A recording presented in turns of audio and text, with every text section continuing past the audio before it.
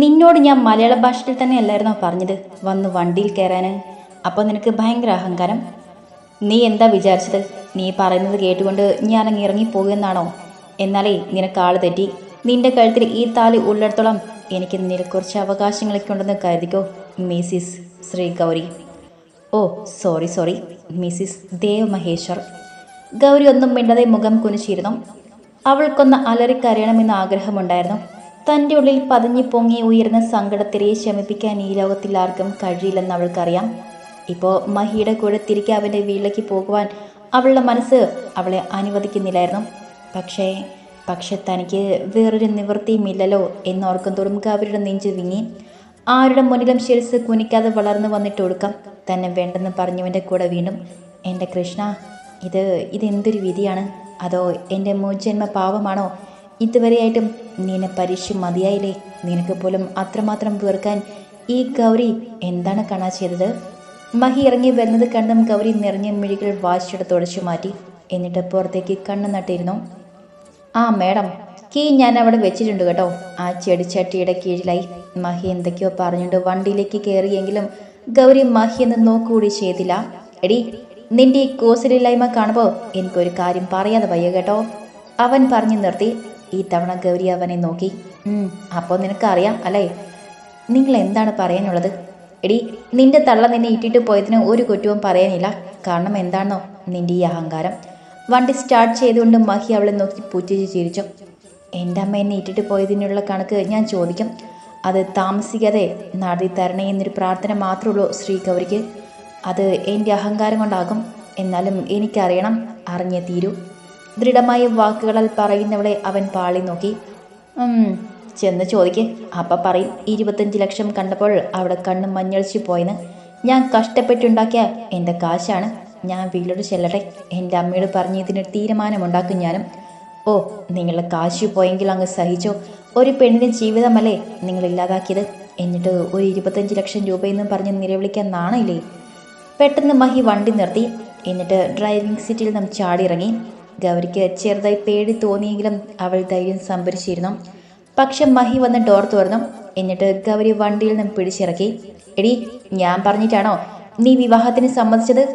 അല്ലെന്ന് അവൾ ചുമൽ കൂച്ചി. വാ തുറന്ന് പറയടി. ഞാനാണോടി നിന്റെ അമ്മയ്ക്ക് 25 ലക്ഷം രൂപ കൊടുത്തത്? അല്ല, പിന്നെ എങ്ങനെയാടി ഞാൻ നിന്റെ ജീവിതം ഇല്ലാതാക്കിയത്? പറയടി. എടി പറയാൻ. അവളെ തോളിൽ പിടിച്ച് കുലുക്കിക്കൊണ്ട് അവൻ അവളോട് ദേഷ്യത്തിൽ ചോദിച്ചു. ഗൗരി പക്ഷേ ഒന്നും അവനോട് തിരിച്ചു പറഞ്ഞില്ല.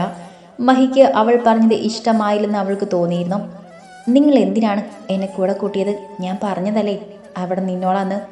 എനിക്ക് ഇതൊന്നും കേൾക്കേണ്ട ആവശ്യം പോലും ഇല്ലായിരുന്നു. പതിയാണെങ്കിലും മഹിക്ക് കേൾക്കാൻ പാകത്തിനാണ് അവൾ പറഞ്ഞത്. നീ എന്തെങ്കിലും ചെയ്താൽ തൂങ്ങേണ്ടത് ഞാനാടി. അതുകൊണ്ട് നിന്നെ കൊണ്ട് വന്നത്. അല്ലാതെ സിനിമയിലൊക്കെ കാണുന്നത് പോലെ എല്ലാവരും ഉപേക്ഷിച്ച് പോയവർക്ക് ജീവിതം വെച്ച് നീട്ടാനൊന്നുമല്ല. അങ്ങനെയൊന്നും നീ ഓർക്കു കൂടി വേണ്ട. ഇതേ മഹേശ്വറാണ്. അവനത് പറയുകയും ഗൗരി ഒന്ന് തിയങ്ങി. നിറഞ്ഞു തുളുമ്പാൻ നിന്ന മിഴികളെ അവൾ വേദനയോടെ ശാസിച്ചു. പാടില്ല ഗൗരി, ഇയാളുടെ മുന്നിൽ കരഞ്ഞാൽ പിന്നെ ഇയാളല്ലേ ജയിക്കുന്നത്. അതുകൊണ്ട് അവൾ തൻ്റെ കണ്ണുനീർ പെയ്യാതെ പിടിച്ചു നിർത്തി. വണ്ടിയിൽ കയറിടി. മഹി ഡ്രൈവിംഗ് സീറ്റിലേക്ക് ഇരുന്നുകൊണ്ട് പറഞ്ഞു. ഗൗരി ഒന്നും പറയാതെ ഡ്രൈവിംഗ് സീറ്റിലേക്ക് ഇരുന്നു. അത്യാവശ്യം വലിയ ഒരു ഹോട്ടലിന് മുന്നിൽ കൊണ്ടുവന്ന് അവൻ വണ്ടി നിർത്തിയത്. ഇറങ്ങ ഗൗരി. ഞാനില്ല, എനിക്ക് തീരെ വിശപ്പില്ല. അതൊന്നും ഞാൻ ചോദിച്ചില്ല. ഇറങ്ങി വരാനേ പറഞ്ഞോളൂ. എനിക്ക് വരാനിപ്പം മനസ്സില്ല. നിന്നെ എടുത്തോണ്ട് പോകട്ടെ. അവൻ അവളുടെ അടുത്തേക്ക് കുനിഞ്ഞു. അത് കേട്ടും അവൾ പരവശയായിരുന്നു. കാരണം അവൻ അങ്ങനെ കുറച്ചു മുന്നേ ചെയ്തിരുന്നു. എടുക്കട്ടെ? വേണ്ട, ഞാൻ വന്നോളാം. അവന് തറപ്പിച്ച് നോക്കിക്കൊണ്ട് ഗൗരി അവൻ്റെ പിന്നാലെ പോയി. നമസ്കാരം സാർ. അവനെ കണ്ടും എക്സിക്യൂട്ടീവ് ലുക്കിൽ ഒരു പയ്യൻ ഓടി വന്നു. 301 ഉണ്ടല്ലോ അല്ലേ? സാർ. ഓക്കെ, ഫുഡ് ഞാൻ വിളിച്ചു പറഞ്ഞോളാം. പെട്ടെന്ന് എത്തിക്കണം. ഷുവർ സാർ, പറഞ്ഞാൽ മതി. ഭവ്യതയോടെ അയാൾ പറഞ്ഞു.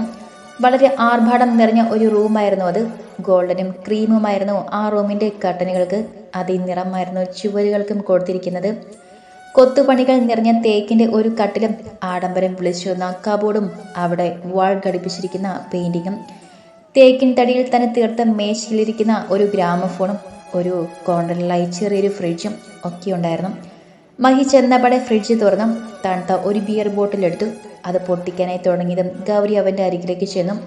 മഹിയേട്ടാ, വീട്ടിൽ പോകണ്ടേ? 2 മണിക്കൂർ കഴിയട്ടെ. 2 മണിക്കൂർ? അതെന്തിനാ അത്രയും സമയം? എനിക്ക് കുറച്ച് റെസ്റ്റ് എടുക്കാനുണ്ട്. വീട്ടിൽ ചെന്നിട്ട് പോരെ? പോരാ. അവൻ ബീറെടുത്ത് ഒരു ഗ്ലാസ്സിലേക്ക് ഒഴിച്ചു. മഹിയേട്ടാ പ്ലീസ്, എന്നെ നന്നാക്കാൻ നീ ശ്രമിക്കേണ്ട. എനിക്കത് ലേശം പോലും ഇഷ്ടമല്ല. നീ എന്നല്ല, ലോകത്തൊരു പെണ്ണ് വിചാരിച്ചാലും നടക്കില്ല. അവൻ പെട്ടെന്ന് തന്നെ ആ ബിയർ കാലിയാക്കി. എന്നിട്ട് അടുത്തത് പൊട്ടിച്ചു. അപ്പോഴേക്കും റൂം പോയി അവർക്ക് കഴിക്കാനായി ചെമ്മീൻ ബിരിയാണിയാണ് കൊണ്ടുവന്നത്. കൂടെ ഫ്രൈഡ് റൈസും ചില്ലി ചിക്കനും. എന്നാടി കഴിച്ചോ? അവനൊരു പ്ലേറ്റ് എടുത്ത് അവളുടെ അടുത്തേക്ക് നീക്കി വെച്ചു. എനിക്കിതൊന്നും വേണ്ട. അതെന്താ? വിശപ്പില്ല. ശരി ശരി, അങ്ങനെയാണല്ലേ. വിശപ്പൊക്കെ തന്നെ വരും. വെയിറ്റ്. മഹി ഒരു ചെയറിൽ പോയിരുന്നു.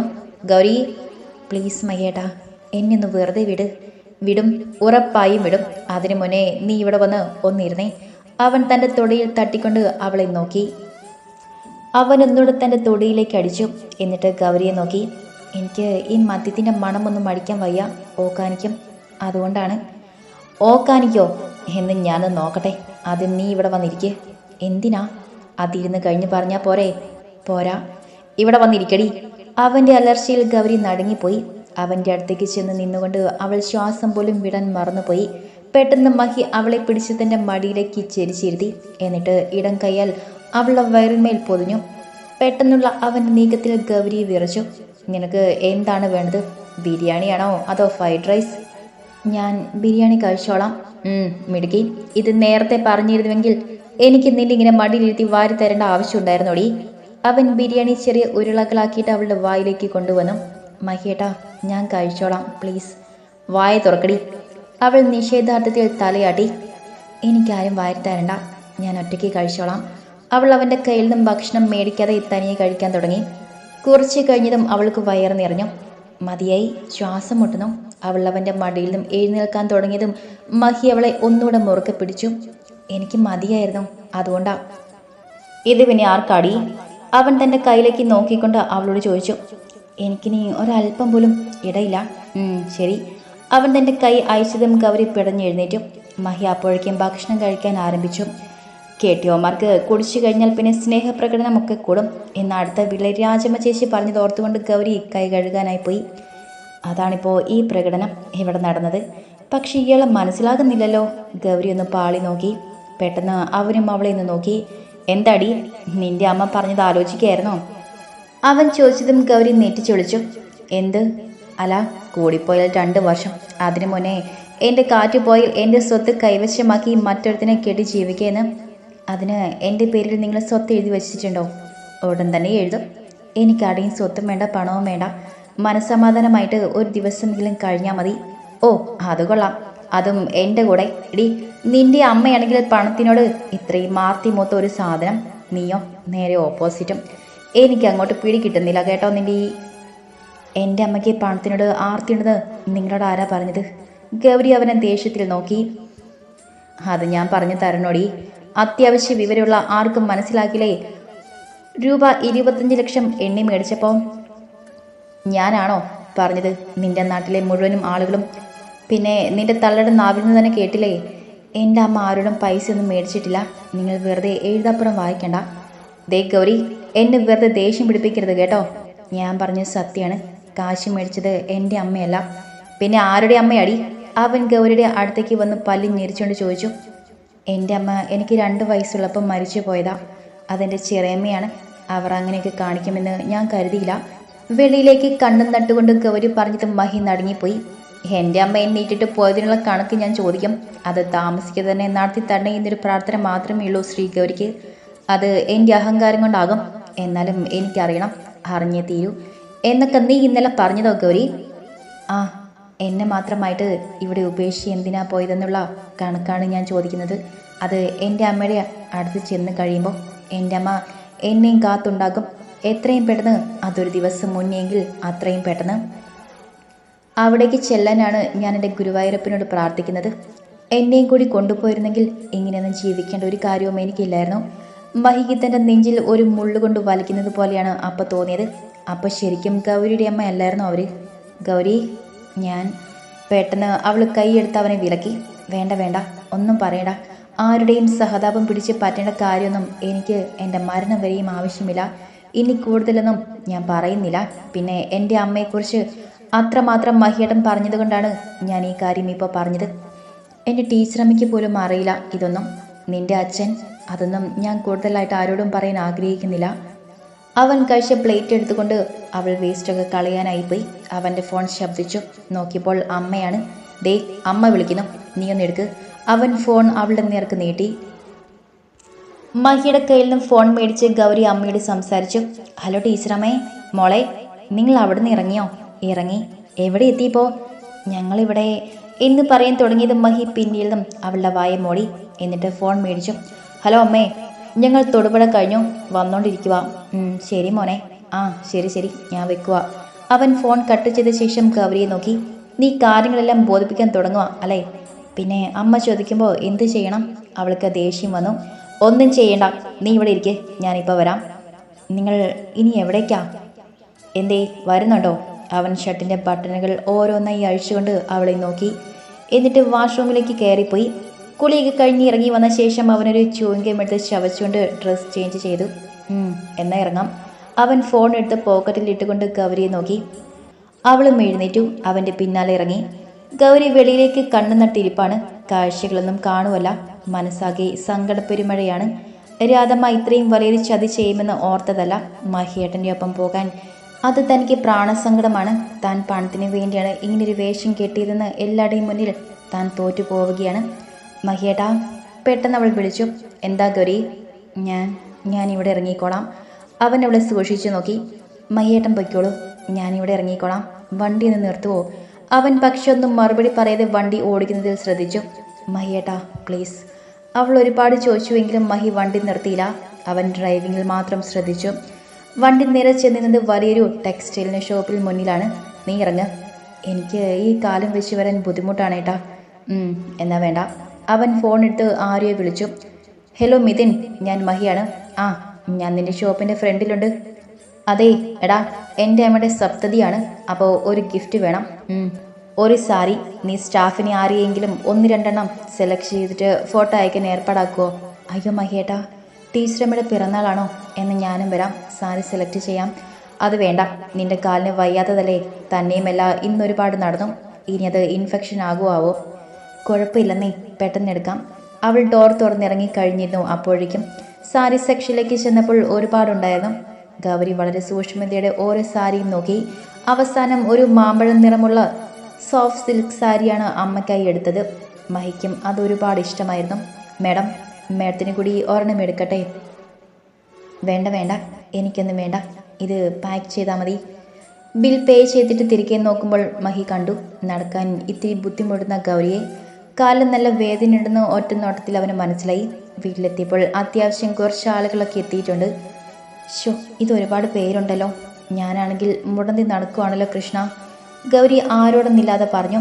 ഗൗരി വണ്ടിയിൽ നിന്ന് ഇറങ്ങിയതും ചോട്ടിയും ക്യാപ്തിയും ഓടി വന്നു. രണ്ടാളും കൂടി വന്ന് ഗൗരിയുടെ കയ്യിൽ പിടിച്ചുകൊണ്ട് അവളെ അകത്തേക്ക് കൊണ്ടുപോയി. കുട്ടികൾക്ക് കുറേ ചോക്ലേറ്റൊക്കെ മേടിച്ചാണ് മഹി കയറി വന്നത്. അതൊക്കെ കിട്ടിയപ്പോൾ കുട്ടിപ്പട്ടാളം ഹാപ്പിയായി. മഹിയേട്ടാ, നോക്കിയപ്പോൾ മീനാക്ഷിയാണ്, ടീച്ചറിൻ്റെ ഒരേയൊരു ആങ്ങളുടെ മകൾ. നീയപ്പോൾ എത്തി. അവൻ സ്റ്റെപ്പ് കയറി മുകളിലേക്ക് പോയി. ഗൗരി അതിഥികളോടൊക്കെ സംസാരിച്ചുകൊണ്ട് താഴ്ത്തന്നെ നിന്നു. ലീലയെടുത്തി അവൾക്കുള്ള ചായയും ഏത്തയ്ക്ക പൊരിച്ചതുമൊക്കെ കഴിക്കാനായി കൊണ്ടുവന്ന് കൊടുത്തു. വീട്ടിലെ വിശേഷമൊക്കെ എല്ലാവരും ചോദിച്ചപ്പോൾ ഗൗരി 1-2 വാക്കുകളിൽ സംസാരം ഒതുക്കി. ഫ്രഷായിട്ട് വരാമെന്ന് പറഞ്ഞിട്ട് അല്പം കഴിഞ്ഞ് ഗൗരി മുറിയിലേക്ക് പോയി. മഹിയേട്ടാ, അപ്പോൾ ഏട്ടൻ 6 മാസം കഴിഞ്ഞാൽ ഏട്ടത്തെ ഉപേക്ഷിക്കോ? അങ്ങനെയാണോ പറഞ്ഞതിൻ്റെ ഉദ്ദേശം? മീനാക്ഷി ഞെട്ടിത്തരിച്ച് നിൽക്കുകയാണ്. അതെ മീനു, ഇവിടെ ആർക്കും അറിയില്ല. ഇതും നിൻ്റെ മനസ്സിലിരുന്നാൽ മതി. അല്ലേട്ടാ, ഞാനാരോടും പറയില്ല. പക്ഷേ ആ ചേച്ചി. പിന്നീട് അവർ പറയുന്നതൊന്നും കേൾക്കാനുള്ള മനസ്സില്ലാത്തത് കൊണ്ട് ഗൗരി മെല്ലെ വാതിൽ തുറന്നു. തങ്ങൾ പറഞ്ഞത് കേട്ടോ എന്നൊരു ഭയം മഹിക്ക് ഉടലെടുത്തു. എന്താടി, നീ പതുങ്ങി നിൽക്കുകയായിരുന്നോ? നിനക്ക് ഒന്ന് നോക്ക് ചെയ്തിട്ട് കയറി വരാൻ അറിഞ്ഞൂടെ? നോൺസെൻസ്. മഹി ദേഷ്യത്തിൽ ഗൗരിയെ നോക്കി. സോറി. പിന്തിരിഞ്ഞു പോകാൻ തുനിഞ്ഞ ഗൗരിയുടെ കയ്യിൽ മീനു കയറി പിടിച്ചു. ഏട്ടത്തി, ഇങ്ങോട്ട് വാ. നീ ഈ ഏട്ടൻ പറഞ്ഞത് കേട്ട് പോകാൻ നിൽക്കുവാണോ? നിങ്ങൾ സംസാരിക്കുകയാണെന്ന് ഓർത്തില്ല. സോറി. എന്തിന് സോറി പറയുന്നേ? ഇത് ഏട്ടത്തിൻ്റെ കൂടി റൂമല്ലേ, ഞാനല്ലേ പോവേണ്ടത്? ഗൗരിയെ കൊണ്ടുപോയി ബെഡിലിരുത്തിയിട്ട് മഹിയുടെ വയറിൽ ഒരു ഇടിയും വെച്ച് കൊടുത്തിട്ട് മീനു റൂമിൽ നിന്നും പോയത്. ഒളിച്ചെന്ന് കേൾക്കുന്ന സ്വഭാവം നല്ലതല്ല. എനിക്കത് ഇഷ്ടവുമല്ല, മഹി ദേഷ്യത്തിൽ പറഞ്ഞു. ഞാനൊന്നും കേട്ടില്ല, എനിക്കങ്ങനെയുള്ള സ്വഭാവമില്ല. ഗൗരി അവനെ നോക്കി പറഞ്ഞു. നുണ പറയണ്ട, നീ കേട്ടു എന്നുള്ളത് എനിക്ക് വ്യക്തമാണ് ഗൗരി. എന്നെ 6 മാസം കഴിഞ്ഞാൽ മഹിയേട്ടനെ ഉപേക്ഷിക്കും എന്ന് പറഞ്ഞത് ഞാൻ കേട്ടു, അല്ലാതെ വേറൊന്നും സത്യമായിട്ട് ഞാൻ കേട്ടില്ല. മഹി അവളെ സകൂതം നോക്കി. മഹിയേട്ടാ, 6 മാസത്തിൻ്റെ ഒന്നും ആവശ്യമില്ല. എനിക്കിപ്പോൾ പോകാനും സമ്മതമാണ്. 22 വർഷം ഞാൻ ജീവിച്ചതല്ലേ. എൻ്റെ ഗുരുവായൂരപ്പനുണ്ട് എനിക്ക് കൂട്ടായിട്ട്. ഇനിയും ഞാൻ അങ്ങനെയൊക്കെ കഴിഞ്ഞോളാം. ഇവിടെ നിന്നിട്ട് വെറുതെ നിങ്ങൾക്ക് കൂടി ചീത്തപ്പേര് തരാൻ എനിക്ക് കഴിയും. തൻ്റെ മുഖത്ത് നോക്കി പതറാതെ പറയുന്നവളെ മഹി നോക്കിയിരുന്നു. അപ്പോൾ എൻ്റെ 25 ലക്ഷം പൊടുന്നനെ അവൻ ചോദിച്ചു. അതിന് ഒരു മറുപടി പറയാൻ പാവം ഗൗരിക്ക് സാധിച്ചില്ല. എന്താടി, നിന്റെ ഉശിരും തൻ്റെ ഇടമൊക്കെ ഇതിലെ പോയി? മഹി പരിഹാസത്തോടെ അവളെ നോക്കി. Gauri madam, please answer me. എൻ്റെ 25 ലക്ഷം രൂപ എപ്പോൾ തരും? അത് തന്നിട്ട് നീ ഇറങ്ങിക്കോ ഇവിടെ നിന്നും, അല്ലാതെ നിന്നെ ഞാൻ വിടില്ല. ഗൗരി ഒന്നും പറയാതെ തലകുനിച്ചിരുന്നു. വിഷമിക്കേണ്ട, ഞാനൊരു പരിഹാരം കണ്ടുവച്ചിട്ടുണ്ട്. ആദ്യം അമ്മയുടെ സപ്തതി സെലിബ്രേഷൻ കഴിയട്ടെ, എന്നിട്ട് പറയാൻ ബാക്കി. ഒരു ടവൽ എടുത്തുകൊണ്ട് അവൻ കുളിക്കാനായി പോയി. ഇയാളിത് എത്രാമത്തെ കുളിയാണ് എൻ്റെ കൃഷ്ണ? അവൻ പോയതും നോക്കി ഗൗരി പിറുപിറുത്തു.